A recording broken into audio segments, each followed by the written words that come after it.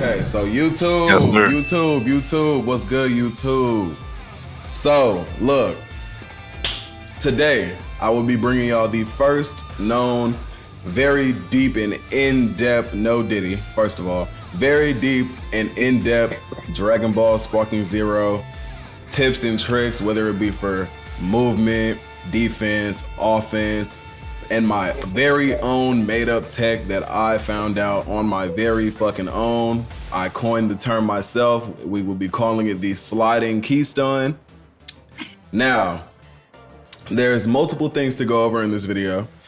And for the character portions, each and every one of these characters have a part to play. So you see Gotenks. Gotenks and Broly have unblockable moves, okay? Gogeta is to show the comparison between BT3 and Sparking Zero. And Vegeta is specifically to show my tech that I call the sliding keystone. Vegeta is overall the counter, or one of the counters, to these said unblockable moves that I just told you that Broly and Gotenks are equipped with. Now with that being said, let's get into the lab. So, I got all the gauges on max, so their health will not be going down, but mind you, all this stuff does do damage. So, first thing we will be getting into is what I call the sliding keystone, right? So we're gonna switch into Vegeta for this because Vegeta is overall, so far, who I've seen to have the best ability at doing this tech. So overall, the sliding keystone has multiple things from Sparking Zero implemented into it, like the short dash, as well as just your moving key blast. Now, if you're moving normally and you shoot one, okay, one's gonna come out. If you're moving or, you know, standing, you can press it multiple times and multiple will come out, right? So, the sliding keystone integrates both of these things and makes it where, first of all, when you do a short dash and shoot at the same time, you'll slide with it, so boom. See the difference there? If I'm just moving sideways, okay, cool. If I short dash into it, it's a lot of movement. You already know, movement is key in the Tenkaichi series. So with that being said, the way I would use this, say we see our opponent right here, I'm gonna short dash out diagonally this way and try to get his back with the key blast. So overall, I do this usually at round start. We'll be like right here apart from each other. I'll short dash up, and then if they're moving forward, I'll end up behind their back. So let's see if we can get it to work on a standing AI. Hold on. It'll look a little bit more smooth in game, but overall, just like that. You see how you just end up right behind him? Right by his back and shit like that. So boom, you just want to diagonally out. And it's like it sucks you in. The step-in barrier stops all that movement, but it doesn't just stop you in place. It brings you around him, as you can see. So I'll show you one more time. You know, coming up. Oh shit, I got in the step-in barrier. So, say, okay, boom, right there. We're coming up. And then boom. We would have shot the key blast and it would have stopped you basically right behind him. And right after that, you can go into whatever combos you may have, you know, do whatever. I got a question. What's up? Are you able to display the controller as well? So I know, like, I can see exactly like how you're pressing the buttons and moving the stick. You know what? Like you did before. You know what? You're right. We do got a controller cam. We do got a controller cam. The sliding keystone does work on multiple characters. I'm just showing it on Vegeta because this is overall my favorite character to do it on because his key blast just work perfectly. He's a key blast character. If you've, you know, been paying attention to the news and stuff that Bandai's been dropping about different character types, you would know Vegeta is a key blast type character. So his key blast just, you know, they're stronger. So I could go out like that and start my combo just like that.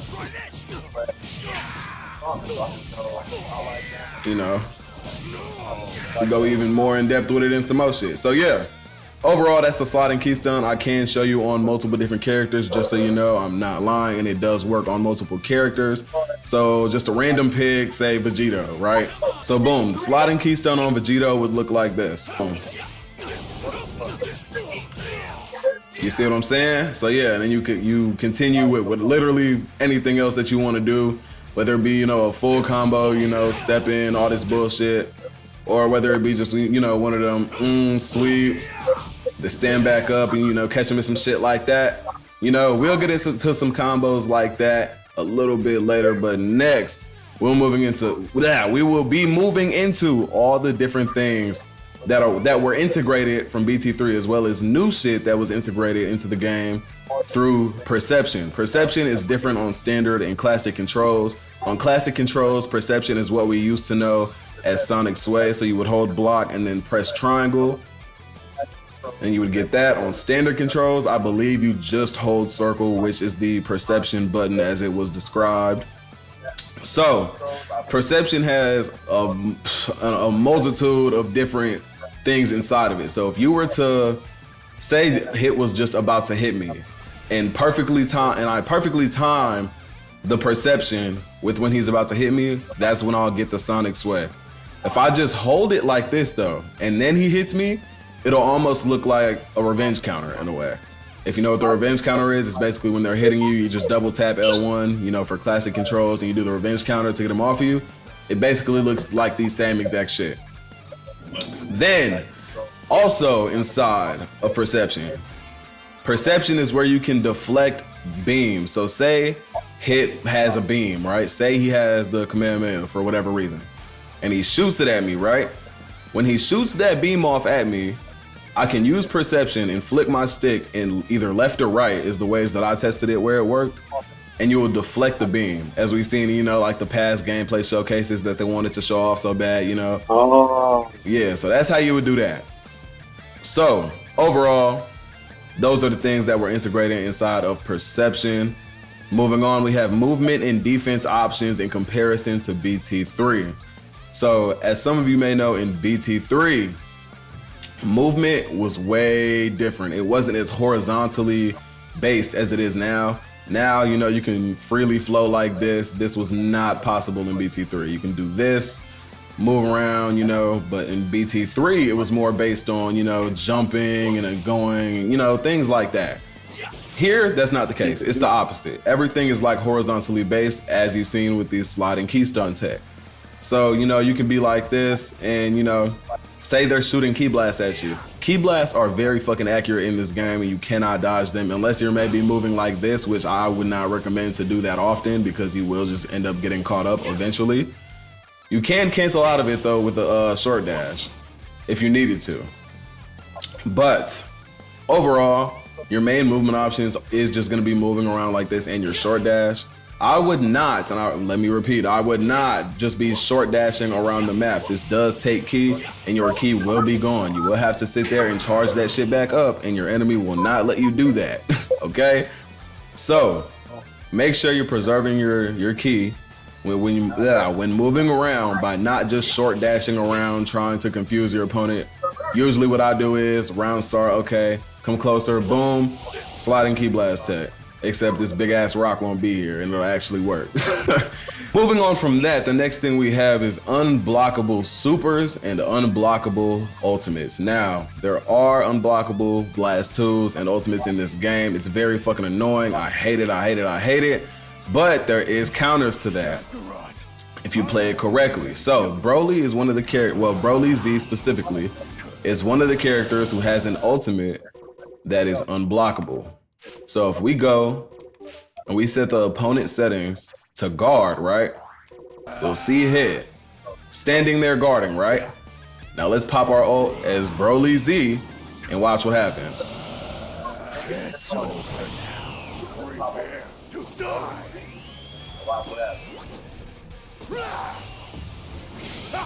Unblockable. This is the end. You cannot block his ultimate. Now, the Broly Z is one of many that has this same exact situation. For others, it may not be an ultimate. For others, it may just be a simple blast 2, which is absolutely fucking toxic. Now, here we have Gotenks, Super Saiyan 1 specifically. Now, his Galactic Donuts is unblockable. Once again, you see hits, still guarding. If you do Galactic Donuts, you know, amazing move. Moves fast as shit, does crazy damage, and yet it is still unblockable, okay? I've tried to dodge it, I've tried to block it, nothing ever works. Honestly, all I ever do when I'm playing against a Gotenks player is pressure, pressure, pressure. Now, how are you gonna pressure, you ask? What I say is, you use a character like Super Saiyan 4 Gogeta. Now, Super Saiyan 4 Gogeta also has the same exact combo strings he had in BT3. It's very similar. If you know what it looks like, you already know. Basically the same exact shit, you know, same exact heavy like smash shits, you know. So boom, same one for his second one, Ki Cannon for his third, you know. For the fourth, it was Rolling Hammer. So yeah, same shit, you know. So if you need to put some pressure on somebody and you feel like, okay, who do I pick? Super Saiyan 4 Gogeta is your pick overall. There are other characters as well, but no other character in this game will pressure you like he will pressure you, okay? Now, we will get into combos and shit like that later, but for now, I want to show y'all, because I showed y'all how to do the unblockable ultimates and blast twos and shit, I want to show y'all the counter to that shit. Now, Afterimage Strike is the counter to this shit. If you see somebody using a character in ranked, in solos, or some bullshit like that, and they're just trying to use these ultimates on you over and over and shit like that, pick a character with Afterimage Strike. It will absolutely save your life and your ranked points, okay? Make sure you pick a character with Afterimage Strike. Now, it costs 3 blast stocks. It's a little bit expensive, but it does come back decently fast, and it lasts a long time. Once I get it the first time, it starts to feel like I have it the whole fucking match, okay? So, hold your charge button, press Afterimage Strike. So boom. That animation wasn't me doing Afterimage Strike, by the way. That was just going into sparking mode. So we're gonna let that run out. But while that's grayed out, you have Afterimage Strike. So if hit was to hit me, I'm teleporting. He won't be able to hit me, okay? So Afterimage Strike does in fact work on ultimates. It does in fact work on supers. And actually, I just got a clip of me being in ranked playing on Vegeta against Kefla. I'll insert the clip right here. And so yeah, Afterimage Strike is fucking crazy. So you want to make sure you're running that against a character that you know has some unblockable bullshit, or some shit that's just insanely hard to dodge in general. It will save your life. It's the fucking, it's the cheese to the cheese, okay? Because people love to cheese in Sparking Zero, even though today, the day of recording this shit, it is day 2 of release. Not even of actual release. The day after the first fucking 3 days, okay? And people are already cheesing like fucking crazy. So, overall, we got the homies in Discord. And since I'm not y'all, I don't know exactly what's going on in y'all's heads. You know, I feel like I'm pretty seasoned in this game and I got it down. But if there are any questions you guys have that also the viewers might have, I want y'all's input on, you know, what are some other things that I might want to cover other than just some basic combos and, you know, like pressure tactics other than the sliding keystone. So I got a question. I don't want to, like, you know, how do you know if you did the sliding keystone properly? So basically, sometimes you could just end up right in front of them like that. You know, if you didn't like do it like here, if you didn't pop it like right outside of the step-in barrier, like out here, you'll obviously be right in front of them. But you see, you want to kind of pop it around here, you know, because then if that shit wasn't there, I would have ended up behind him. You see, he ended up like pushing out this way and I was kind of going this way. So the sliding key blast is it's outside of the barrier, right? Yeah, so you can't do okay, so these short dashes, you can do outside of the step-in barrier. When you get in the step-in barrier, you cannot do that and it turns into like these like flips and shit. And you're moving slow as hell. But as soon as you get out right here, boom, you know, and you're right in there. Oh, here, step-in barriers about here. You want to make sure, okay, match starts, boom. You know, you're already right behind them. But when you do the sliding key blast version, right, and you're doing these key blasts, it's gonna push you towards that direction that like they're going to. So like, okay, boom. So you just like get behind them and then shoot the key blast? So I just do it one after another. So like if I'm here, okay, boom. You know, sometimes you might end up in front of them still, but that's okay because it's gonna scare the fuck out of them. Nobody uses this and nobody knows what this is yet. So after you shoot them, after you get behind them shooting with key blast, what do you do then? You go for a full combo? Yeah, after that you can do anything. You can go for a full combo. You know, do whatever the hell you want, or some slight shit even, like, you know, some you know, like anything. If they're guarding, you know, throw some guard breaks in there, perfect smashes, anything. Get creative with it, you know. But you can in fact do any and everything after the sliding key stun. So say, okay, match just starts and you don't want to go in instantly and do a sliding key blast. You can just move around, you know, tag them, because key blasts in this game do hurt bad as fuck. And they don't stop you. You can just go like this and key blast if you wanted to. Boom, boom, boom, you know? Boom, get in there. Like, follow the key blast, you know? Almost like if you played Dragon Ball Nexus on that kind of shit, you know? The same concept of key stunning in Xenoverse is basically what you're trying to accomplish here, okay? It's basically the same exact thing. Nothing too different from what you've already been used to for the past goddamn decade, all right? Other than that, you know, when you're trying to pressure somebody, say we're talking about guard pressure specifically, somebody's just guarding, like that. Okay, say you do all your squares, boom, what do you do now? If you just fucking crashed out, did all your squares, personally, I'm trying to back up and shoot key blast to escape the stepping barrier. So look, now we're here. I'm from here, backing up, shooting key blast, boom, back outside the stepping barrier. If you did that, but you can guard pressure in this game, so you can be like, okay, with Super Saiyan 4 Gogeta, be like 1, 2, 3, 1, 2, 3, 4. You know, like Super Saiyan 4 Gogeta is scary. You know, you can throw in some flying kicks to break the guard through, continue the combo. You know, there's different shit you can do. Now, there is high blocking and low blocking. If you didn't know, you can block high for flying kicks and low for like ground sweeps and shit like that. You know. So that goes into this next point. Say you want to guard pressure. My first thing is, if they're just sitting there guarding, bro, you can literally, if you wanted to,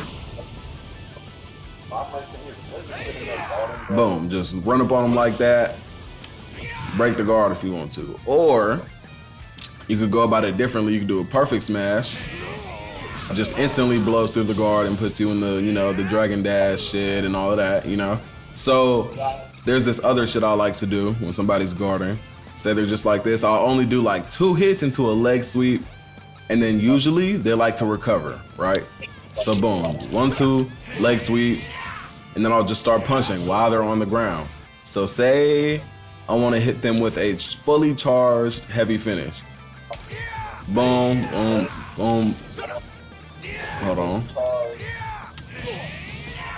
And then by that time, in real life, they would have got up. Okay, so as like a real person, boom, boom. By the time you get to that heavy finish, depending on where your heavy finish is on your character, because as you know, in the Tenkaichi series, characters have different inputs for like different how many squares you touched. So say it is obviously going to be better if, like, for example, you're Vegeta and your heavy finish is on your 4th square, 1, 2, 3, 4, heavy finish. You can, you know, do this 1, 2, 3, 4, and then by the time they recover, 1, 2, 3, 4, boom, break the guard. You know, there is different shit like that that you can do that nobody is used to yet because the game just came out. So people will not expect you to do shit like this online at all whatsoever. If I was you, I would take these tips and put them into fucking work right now, hit ranked, and try some shit out, you know? And yeah, if you haven't already, make sure y'all go and follow the fucking Twitch, man. Make sure y'all go see everything live as it's happening in real time, you know, chill with the homies, shit like that, and join the Discord if you want to. That's where we all be chilling at, as well as doing our tournaments. And by the way, we will be holding our first Dragon Ball Sparking Zero tournament on Saturday, the first weekend of the game being out. So if you want to join, make sure you join that Discord. All right, well, with that being said, like I said before, make sure y'all drop a like. Well, I didn't say that actually. Drop a motherfucking like on the video. Don't just come here stealing this shit, taking the info for free. It ain't free.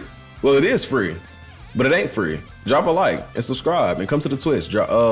Watch us live, bro. Or come join the game, man. Come play some Sparking Zero with us, man. We lonely over here. We need some motherfuckers to play with. And with that being said, bro, I'm gonna see y'all YouTube niggas later.